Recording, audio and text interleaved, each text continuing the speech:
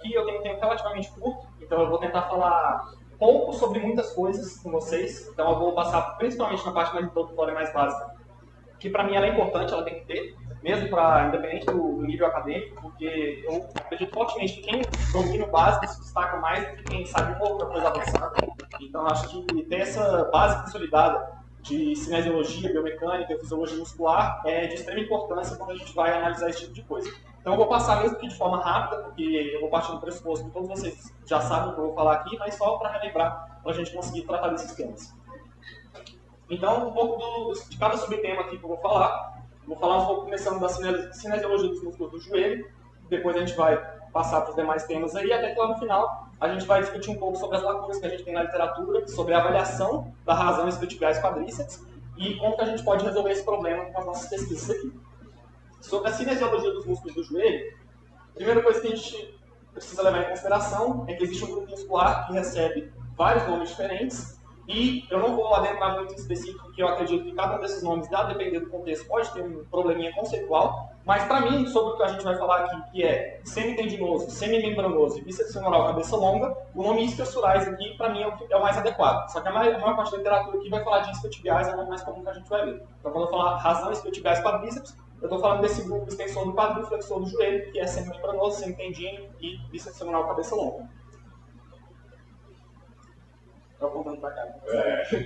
Então, esse grupo muscular que a gente vai falar aqui, ali a gente tem o bíceps femoral cabeça curta também, mas ele não se enquadra no grupo dos isquiotibiais porque ele não se origina na tuberosidade isquiática. Então a gente não pode considerar ele isquiotibial porque ele é flexor do joelho, mas não é extensor do quadril.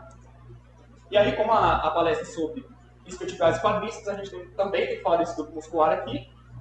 Os músculos mais superficiais são os vastos, tirando o vasto intermédio, e o reto femoral que vem ali por cima. E tem um vasto intermédio que fica aqui um pouco mais profundo. E desses 4 músculos, o único biarticular deles é o reto femoral, que vai fazer a flexão de quadril e a extensão do joelho. Então aqui uma tabelinha simplificada, que eu gosto dessa abordagem aqui, que em vez de trabalhar com a maioria dos livros de biomecânica, de passar músculo por músculo, colocar origem, seção, ação, inervação, aqui ele vai pela articulação. Então a articulação do joelho, músculos que fazem flexão, extensão, rotação interna e rotação externa do joelho. Então a gente vê aqui, por exemplo, naqueles probleminhas conceituais, a gente não pode chamar aquele grupo só de flexores do joelho, porque se eu estiver falando de flexores do joelho, eu tenho que falar de sartório, braço, poplíteo, gastrocnêmio e plantar. Então existem vários outros músculos que vão ajudar nessa questão aí. Aqui, no caso da cinesiologia na parte do quadril, vão executar essas ações, e aí a gente vê que já sai um pouquinho daquela parte mais básica de achar que o músculo tem só uma ação. Então, quando tem esses parênteses aqui, a gente vê que existem feixes diferentes de cada músculo que podem executar ações diferentes. Então, por exemplo, adutor magno. Aqui tem um A e aqui tem um P, porque as fibras anteriores do adutor magno fazem flexão no quadril e as fibras posteriores vão fazer extensão de quadril. Então, o próprio músculo ele pode ter feixes diferentes que vão executar ações diferentes dentro de diferentes contextos. Agora, a relação entre os isquiotibiais e quadríceps e o paradoxo de Lombardi, que eu imagino que seja um conceito que vocês conheçam, eu fui atrás de saber o que era isso, porque estudando sobre cinesiologia na parte da musculação, do exercício de treino de força, que é o que eu gosto mais de estudar, eu já me deparei com isso de entender, é aquele probleminha que a gente, lá no começo, quando está estudando, a gente enfrenta. Estou fazendo agachamento, estou fazendo extensão de quadril. Por que eu não estou trabalhando isquiotibiais de forma eficiente, sendo que eu estou fazendo extensão de quadril e esse grupo é extensão do quadril? E aí, quando a gente ia pesquisar, eu me deparei com o negócio do paradoxo de Lombardi, que prediz o quê? O que eu dizia que era o paradoxo de Lombardi, pelo menos. Eu dizia o seguinte: quando você tem músculos biarticulares, que passam por 2 articulações, quadril e joelho, no caso desses músculos aqui, esses músculos, se eles são extensores do quadril e flexores do joelho, quando eu faço, num agachamento, por exemplo, uma extensão do quadril, esse músculo teria que trabalhar. Só que no joelho, onde ele teria que estar tensionado, ele vai afrouxar, por causa que ele é um flexor do joelho, eu estou fazendo extensão. Então, se eu mexo só no quadril, tem tensão. Se eu mexo só no joelho, também tem tensão. Se eu mexer no quadril e mexer no joelho para cá, ele afrouxa, e por causa de não ter essa tensão, não diria que um agachamento, por exemplo, é um exercício eficiente, ou a maioria dos exercícios multiarticulares são eficientes para trabalhar o grupo dos isquiotibiais. E aí eu fui atrás de saber, tá, vamos ver o que esse tal desse Lombardi, ou Lombard, como preferirem falar, falou sobre isso. Aí eu fui atrás do artigo, até me surpreendi porque o artigo é de 1903, então já tem um tempinho que a gente sabe isso aqui, e ainda tem gente passando leve com o pé alto para posterior de coxa, sendo que desde 1903, há 120 anos, o cara já falava isso aqui. E eu percebi que o que ele falou aqui é, na verdade, a nível conceitual, bem diferente do que eu pensei que ele estava falando. Aí eu fui entender que a frase traduzindo aqui, mais importante que ele fala, a atividade de um músculo biarticular, quando o momento necessário em uma das articulações está na direção oposta àquele causado pelo músculo, foi chamada de paradoxo de Lombardi. Aí de primeiro a gente vê assim, não entende nada do que está falando, mas ele vai dar um exemplo prático. O reto femoral, como eu falei, ele é um músculo biarticular que vai fazer flexão do quadril e extensão do joelho. Então, a gente imagina que ele tem essas duas ações e assim ele fica. Porém, nesse estudo do Lombardi, ele fala o seguinte: o reto femoral, ao estender o joelho, puxa o semimembranoso e estende o quadril. O semimembranoso estendendo o quadril, puxa o reto femoral e estende o joelho. O que ele está querendo dizer aqui? O reto femoral é flexor do quadril, isso é fato. Só que quando ele faz a flexão do quadril, ele gera uma tensão ali na patela, que vai gerar uma tensão no músculo semimembranoso, por exemplo, e essa tensão no semimembranoso vai fazer a extensão do quadril. Então, o que é um paradoxo? É algo que se contradiz dentro de si mesmo. Então, qual que é a contradição? O reto femoral é flexor do quadril e, em alguma medida, ele contribui para a extensão.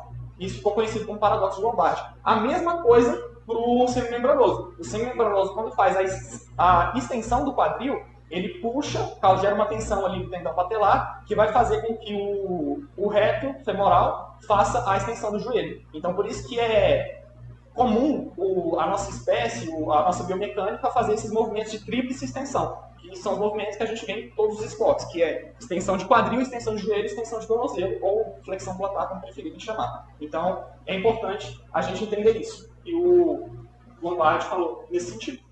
E ele traz uma observação lá no final do estudo, que eu achei interessante, que ele diz que se os músculos da frente da perna de algum homem usassem o joelho como fazem no sapo, como o ser humano quebraria recordes? Aí eu fiquei intrigado com essa frase, fui buscar o que ele quis dizer com isso, né?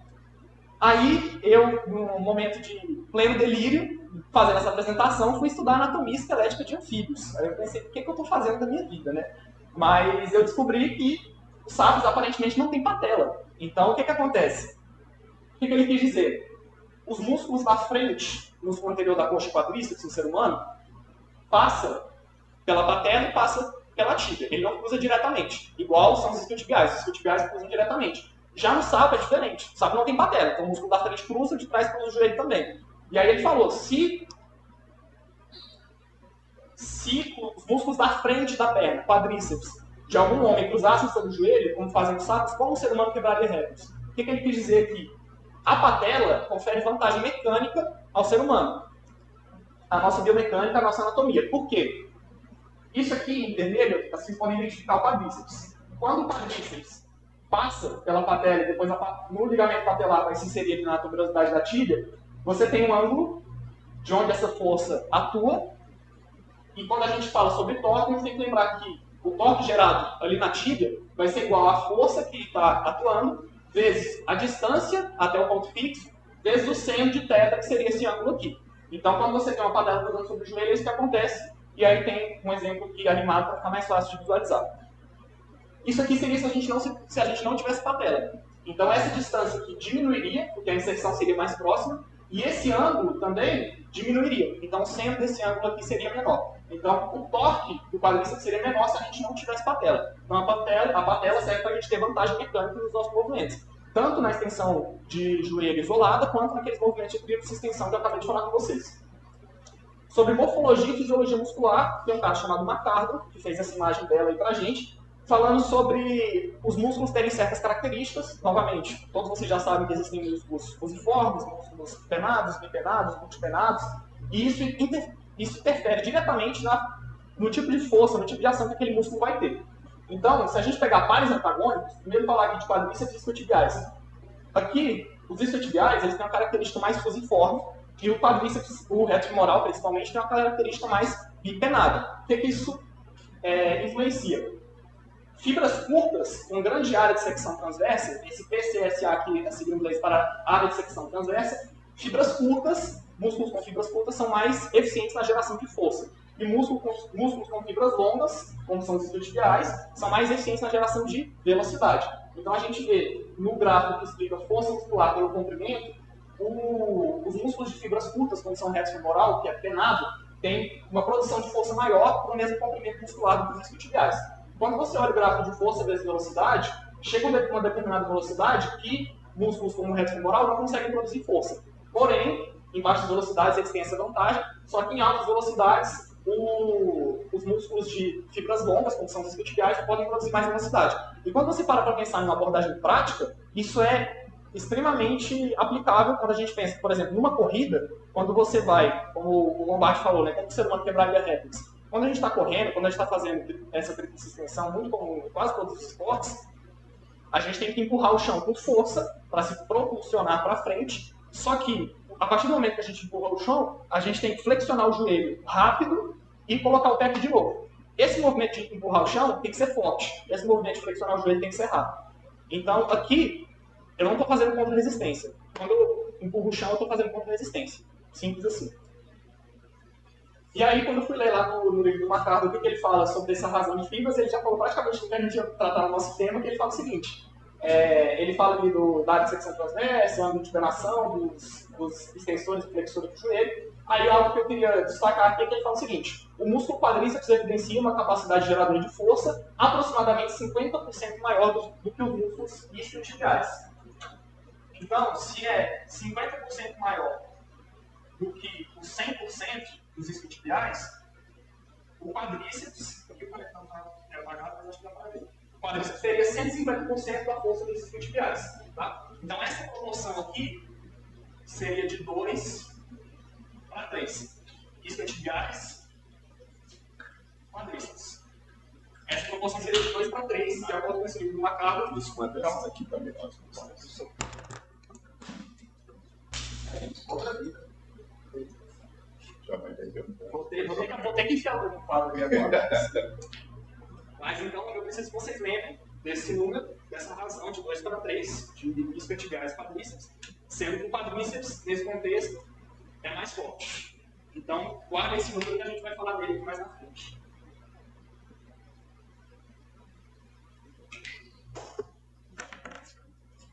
Beleza. Sobre a incidência, prevalência e etiologia de lesões musculares, agora entrando um pouco mais já no nosso tema propriamente dito, tem alguns estudos como esse aqui, de 2016, lesões de ligamento cruzado anterior e do menisco no esporte, incidência, tempo de prática até lesão e limitações causadas pelo trauma. Como eu falei, aqui eu vou falar pouco sobre muitas coisas, então não vai dar para aprofundar muito no tema do artigo, mas eu queria destacar algumas coisas em relação a esses estudos. Distribuição das principais esportes entre atletas que receberam tratamento para lesões meniscais e de ligamento. Esse estudo ele avaliou aproximadamente 300 pessoas que fizeram artroscopia de joelho, seja por causa de uma lesão de ligamento cruzado anterior, de LCA, ligamento cruzado anterior mais menisco, ou só menisco. Então todos os indivíduos avaliados fizeram artroscopia de joelho. Eu queria avaliar quais são as principais modalidades que geram esse tipo de lesão. E aqui a gente já entra em algo que é sobre a questão do futebol, que a gente já vê a importância de falar sobre estabilidade do joelho no futebol. O futebol aqui, disparadamente, fazia a composição de maior parte desses três grupos. No futebol, a incidência de lesão de LCA era de 0,523 para cada 1.000 horas de jogo, em média, sendo que era 0,507 para cada 1.000 horas para os homens e 0,871 para cada 1.000 horas para as mulheres. Então a gente já identifica aqui que as mulheres têm um risco maior de ruptura de LCA do que os homens. E observando a média de idade do paciente com lesão meniscal, é maior do que o paciente com lesão ligamentar. E aí já explica, em virtude da primeira, lesão ligamentar, a lesão meniscal ser de caráter degenerativo, degeneração dos meniscos, e a segunda de caráter traumático, no caso da lesão de LCA. Sobre o retorno ao esporte, a gente sabe que a nível profissional, esse retorno precisa ser o mais precoce possível, para a gente não prejudicar a carreira do atleta e não prejudicar o clube. Então, esse retorno precisa ser precoce. E alguns estudos indicam que a força muscular do quadríceps e dos flexores encontra-se diminuída até mesmo 1 ano após a cirurgia. Então, a gente precisa falar sobre prevenir as lesões, mas também sobre reabilitá-las. E sobre não deixar o atleta muito tempo fora da sua atividade. E mesmo que ele volte para a atividade, que ele volte com a performance em dia. Esse é um estudo que eu achei bem legal também, da Sociedade Brasileira de Medicina do Exercício e Esporte, sobre a incidência de lesões de jogadores de futebol. E aí eu queria destacar algumas tabelas que esse estudo traz, que são as seguintes. Prevalência de lesões, parte do corpo, tipo e mecanismo. Primeira variável, parte do corpo. Coxa, disparado. 35%, na verdade, frequência, né? Porcentagem, 38% das lesões são na coxa. Aí a gente vê, por exemplo, 2% na cabeça, 3% na lombar, aqui joelho, né, que também é um destaque dessa fala, joelho 14%, mas coxa disparadamente 35%. Tipo de lesão, disparadamente, 37% ruptura e estiramento muscular. Então a gente vê que existem outros tipos de lesões aqui, entorse, ligamentos, também tem um número aqui considerado, só que 37% ruptura e estiramento muscular também é muito importante. Mecanismo, corrida e sprint, 33%. Então a gente vê que torção, chute, passe, cruzamento, lesões traumáticas, mecanismo desconhecido, tem todos os tipos de mecanismos aqui. E corrida e sprint, 33,7% das lesões são no mecanismo de corrida e sprint. Gravidade das lesões, 43%, 43,5% moderada, uma parte considerada também moderada, menor, não tem muitas lesões leves nem severas. Agora ele está falando da prevalência de lesão só na coxa, mas ele está falando da prevalência de lesão geral. Agora a prevalência de lesão só na coxa, aqueles 33% de ruptura por estiramento, agora são 71% quando a gente vai falar de lesões só na coxa, em atletas de futebol.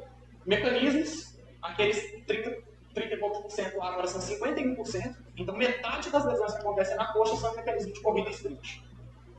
Localização, praticamente metade a metade, de anterior e posterior de coxa, então a gente vai dar atenção para isquiotibiais e quadríceps, só que os dois são importantes quando a gente fala de performance e prevenção de lesão. Classificação, aqui também, a maioria delas moderada e menor, nessa classificação da gravidade da lesão. E aqui é um artigo que fala sobre a possibilidade de um enxerto de LCA, feito numa cirurgia de reatar o ligamento cruzado anterior. Qual que é a chance desse enxerto romper nos próximos meses com esses atletas? Aqui ele mostra uma tabela com 6 indicativos que a pessoa recebeu alta, digamos assim, para voltar para o esporte. E uma delas importante aqui é ter um déficit do quadríceps menor que 10% a 60 graus por segundo. Esse déficit que ele está falando aqui, ele não está falando daquela razão. Ele está falando de déficit de uma perna para outra. Então, a perna, o membro, no caso lesionado, tem que ter um déficit de menos de 10% do que o membro não lesionado a 60 graus por segundo quando você avalia no teste de dinamometria isocinética. Aqui a gente tem também alguns outros testes, single hop, triple hop, outros testes aqui, o teste de corrida em T, que avalia mudança de direção, mas eu queria chamar a atenção mais para esse teste de quadríceps. E aí, os principais achados do artigo, o que eu queria destacar é o seguinte: para cada 10% de declínio da razão isquiotibiais quadríceps, existia uma chance 10,6 vezes maior de romper o enxerto após a cirurgia de LCA. Então, 10,6 vezes maior o risco a cada 10% que você diminui aquela razão isquiotibiais quadríceps. Falando mais propriamente do que é essa relação de força e razão isquiotibiais quadríceps, esse é um artigo bem legal que eu achei, de Cruz e colaboradores, de 2019, que ele fala sobre métodos alternativos, ele faz uma revisão sobre métodos alternativos para determinar as razões isquiotibiais quadríceps. Porque isso, vou mostrar aqui para vocês, já é feito há muito tempo, e existe várias formas de fazer isso, mas aqui ele mostra sobre métodos alternativos. O que ainda não é feito, o que ainda não está consolidado. E é mais isso aqui, nessa técnica que a gente vai bater. Então, entendendo as razões isquiotibiais quadríceps. Ela tem sido analisada há mais de 60 anos. Então, isso aqui começou com um cara chamado Stendler, em 1955, avaliando esse tipo de relação, para monitorar lesões também em jogadores de futebol. Então, isso aqui serve para detectar desequilíbrio muscular, monitorar a estabilidade de joelho, descrever a funcionalidade e as propriedades da força muscular, além de servir como uma importante ferramenta relacionada à prevenção e reabilitação de lesão de membros inferiores.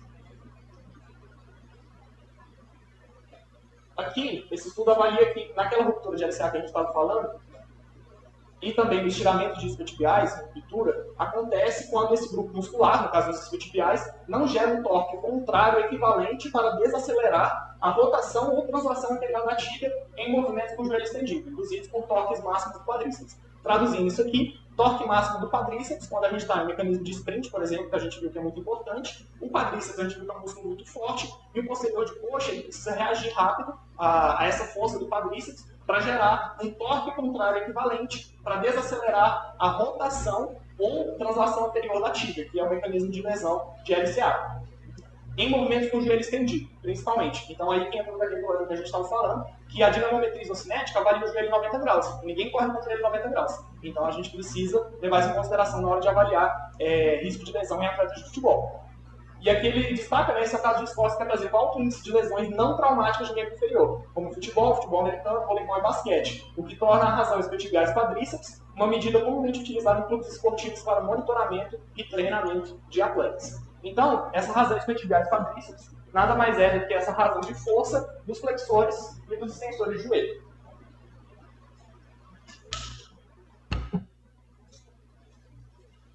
Só que isso aqui, a força de flexores e extensores de joelho pode ser avaliada de muitas formas diferentes. É sobre isso que a gente vai falar um pouco. Qual que é o método tradicional? Porque aquele estudo de revisão avaliava os métodos alternativos. Então, qual que é o método tradicional para determinar a razão isquiotibiais quadríceps? É avaliar o pico de torque concêntrico isocinético em um dinamômetro, o principal conhecido deles é o Biodex, e aqui ele avalia o pico de torque de flexão de joelho, pico de torque de extensão de joelho, um dividido pelo outro vai ser essa razão. Em alguns estudos eles também usam trabalho total, mas o principal utilizado é o pico de torque de flexão e o pico de torque de extensão. Quais são os métodos alternativos que esse estudo traz? Ele fala principalmente de 5 aqui, que são toque em ângulo específico, e já é o que a gente queria entrar, porque avaliar sem ser em 90 graus, mas avaliar em 160 graus, aqui, avaliar o joelho próximo da extensão, pode ser mais importante, porque a gente viu que o mecanismo de lesão do estiramento posterior de coxa, de isquiotibiais, acontece quando o joelho está estendido, e é um mecanismo mais específico quando a gente fala do sprint. Avaliar a taxa de desenvolvimento de torque, a taxa de desenvolvimento de força, por quê? É aquela questão, os isquiotibiais têm que desacelerar o movimento de forma rápida. Então eles precisam agir rapidamente, não adianta ele ser forte, se ele não conseguir executar a sua ação de forma rápida para conseguir contrapor esse movimento. Índice de fadiga também é algo importante, que a gente sabe que a grande parte das lesões de futebol também acontece próximos ao final do jogo, o jogador já está mais fadigado, está desidratado, está com o raciocínio cognitivo um pouco prejudicado. Então, muitas dessas lesões acontecem quando o jogador já está fadigado, e talvez seja importante avaliar isso. Será se os isquiotibiais eles também conseguem ter uma certa resistência para contrapor esse movimento em vários sprints durante 2 tempos de 45 minutos? Tamanho do músculo, aqui falando tanto de espessura muscular quanto de comprimento de fascículo, vou falar um pouco disso também. Ativação muscular, falando sobre ativação, principalmente de contração muscular concêntrica, excêntrica, isométrica e isocinética. E quais são as lacunas que a gente tem na literatura em relação a isso? Van Dijk e colaboradores não aconselham o teste isocinético para determinar a associação entre diferença de força e lesões isquiotibiais, pois não encontraram fatores de risco relacionados a essa avaliação em 614 jogadores durante 4 temporadas. Entretanto, esse outro pesquisador e outros colaboradores estudaram jogadores de futebol da principal liga francesa entre 2001 e 2002, 2011 e 2012 e avaliaram que o teste isocinético ele era positivo, sim, era uma ferramenta importante para você avaliar o risco de lesão. Porém, a gente sabe que o isocinético ele tem as suas peculiaridades que a gente tem que levar em consideração. A primeira coisa delas é que é um equipamento muito caro, então muitos clubes não vão ter um aparelho isocinético, ele não é muito aplicável à prática do dia a dia do treinador, porque isso aqui a gente encontra em poucos lugares, com Biodex como esse. Então, como eu falei, a importância dessa razão isquiotibiais quadríceps foi primeiro introduzida por um cara chamado Spider, em 1955, que sugeriu que a razão isquiotibiais quadríceps seria avaliada pelo pico de torque concêntrico, como eu mencionei, conhecido como razão IQ convencional, que excedesse a proporção de 3:2 isquiotibiais quadríceps, seria ideal durante a proporção de forças musculares. Aqui, 3:2, no caso do quadríceps aqui e isquiotibiais aqui. Então, quando você pega isquiotibiais dividido pelo quadríceps, os isquiotibiais têm em torno de 66% de força do quadríceps. Quando chega nesse valor, ele diz que isso seria ideal durante a produção de forças musculares atuantes durante o jogo. Existem outras referências também que indicam isso. Que se essa razão estiver acima de 0,6, ou seja, os isquiotibiais estiverem pelo menos 60% da força do quadríceps, você já consegue prevenir mais essas lesões. Se estiver abaixo de 60%, você já está no risco um pouco aumentado dessas lesões acontecerem. Então, por isso que eu falei para vocês guardarem esses valores ali. Contudo, a aceitação desse valor não ativo foi questionada na variedade de estudos. Então, por exemplo, Moss, em 1982, reportou que essa concepção de que os isquiotibiais teriam 60% da força do quadríceps era baseada em investigações medindo ambos os grupos musculares de forma isométrica, teste isométrico com tensiômetro em jogadores de futebol universitários sênior.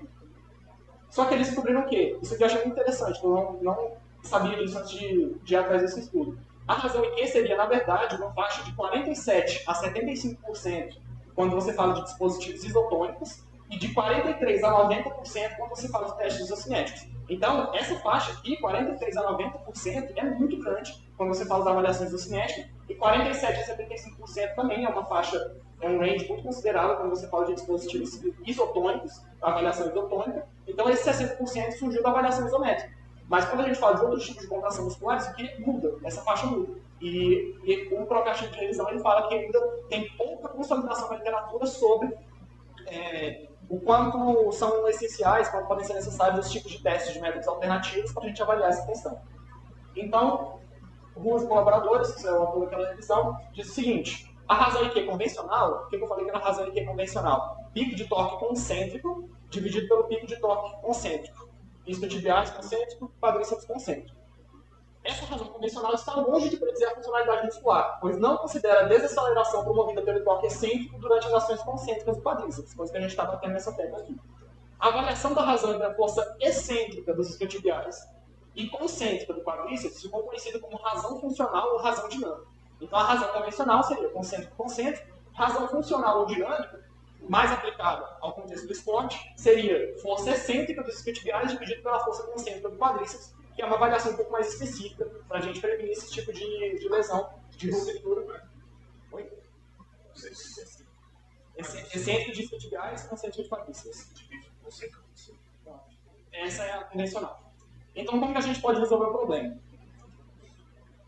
Aqui é um estudo que eu mandei lá no grupo de estudo para vocês, que saiu, acho que tem umas 2, 3 semanas, mais ou menos, então é um estudo bem recente, feito por uma galera lá em Brasília, que avaliou o seguinte: a validação e a replicação de um dinamômetro de tração portátil em testes de extensão de joelho. Então, o que eles fizeram? Eles usaram esse equipamento aqui, não sei se vocês conhecem essa marca, Elástico ou Elastic, como quiserem chamar. Esse aqui é no caso do dinamômetro de tração portátil. Eles quiseram avaliar: será que se a gente avaliar força de extensão de joelho com isso, tem correlação com avaliar o uso cinético? Então, o que eles fizeram, que eu achei muito legal, para ter o máximo de replicação possível. Eles pegaram o isocinético, no caso, essa foto de cá é o isocinético. Aqui você vê que tem esse braço de alavanca. Fizeram avaliação isocinética tradicional, avaliação isométrica. E aqui, eles fizeram o mesmo banco do isocinético, tiraram aquele braço, e aqui, não vai dar para ver muito bem, mas eles colocaram o aparelhinho, o dinamômetro de tração portátil. Colocaram aqui atrás, no mesmo banco do isocinético. Eles destacaram que eles usaram a mesma fixação do banco isocinético para não ter perigo de mudar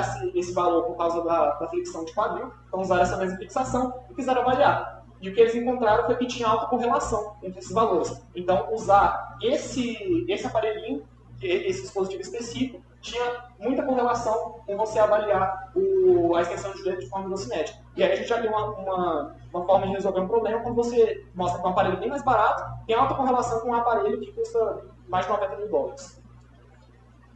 Esse artigo aqui, de Vieira e Lúcio Erlange, se não me engano, fez um artigo de atualização na Sociedade Brasileira de Ortopedia e Traumatologia sobre as lesões de isquiotibiais. E o que eu queria destacar aqui é o seguinte: eles falam que no mecanismo de trauma indireto, o período de contração excêntrica máxima parece ser o de maior risco para a lesão muscular. Então, a gente sempre está batendo aqui, contração excêntrica de isquiotibiais que está relacionada com esse mecanismo de lesão. E geralmente na junção músculo-tendíneo, local, pois sofre as mais altas cargas excêntricas.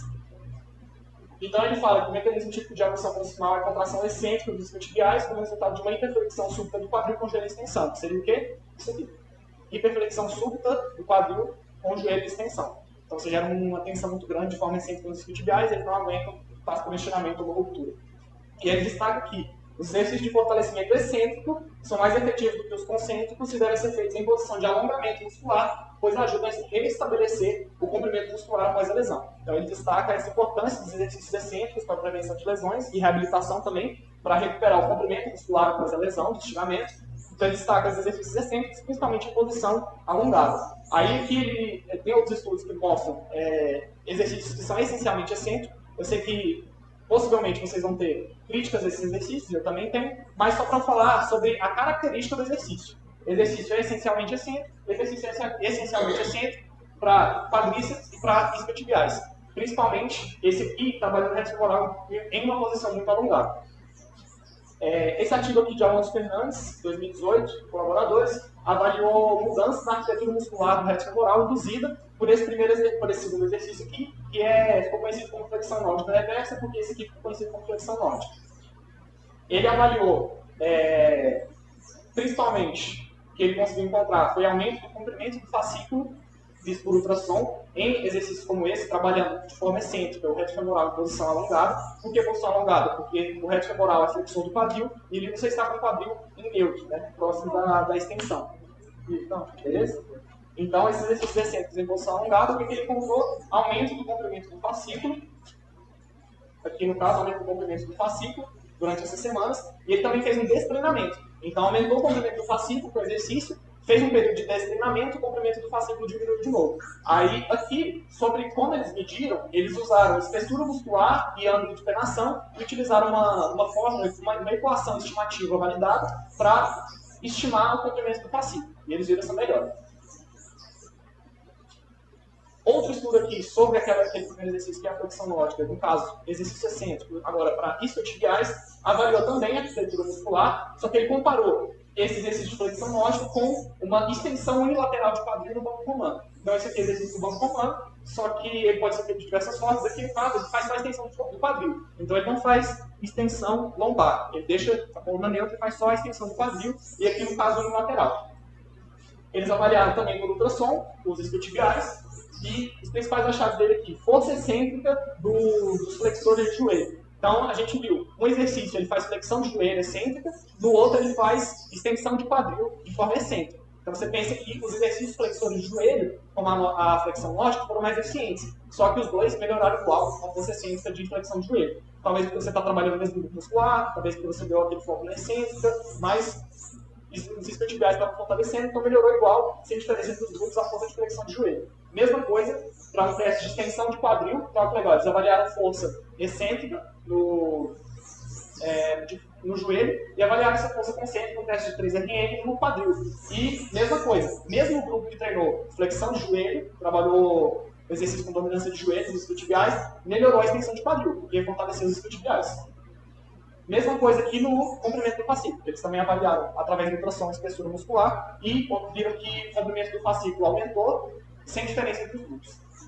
Então, os principais achados que eles trazem aqui.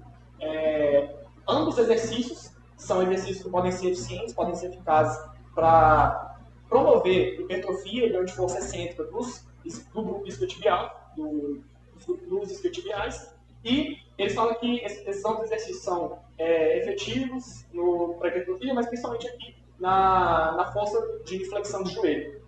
E aí ele mostra ainda que os exercícios... aqui ele fala sobre hipertrofia.